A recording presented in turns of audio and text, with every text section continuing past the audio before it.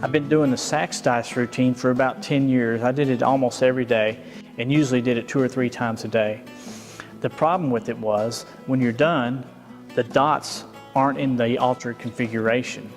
So even though it's a great trick and I love it, it seemed like the most dynamic part of the routine was the first section, and then it kind of got a little bit less and less magical towards the end.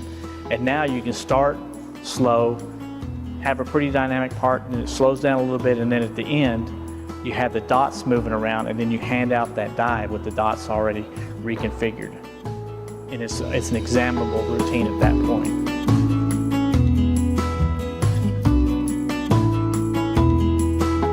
There's 2 things you need to know about dice. One, every die has 6 sides. There's a 1, 2, 3, 4, 5, 6. And if you have 2 dice, the tops and the bottom have to add to 14. If you have a 6 and a 5, that adds to 11. So if you have 11 on the top, you have to have 3 on the bottom. But if I rub the bottom like that, the 11 goes to the bottom and 3 goes to the top. Give a snap, changes right back. Now if you're ever playing dice with somebody and they have 11 on the top and 11 on the bottom, you know they're cheating because you can't have 11 on the top and the bottom because you have to have 3 on one side or the other. That's just how it works.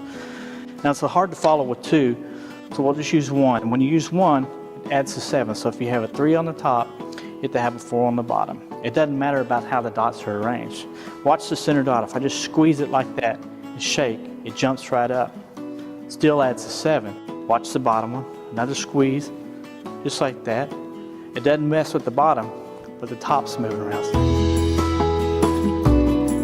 You have 3 on the top, 4 on the bottom. Watch that center die. If I pluck it off the bottom, it leaves a 2. I can put it back on the bottom. That gives us a 5. You have 2 and a 5, still adds a 7. Watch the 3. If I reach out there and pluck off the center dot, pop it back on. Watch the last dot.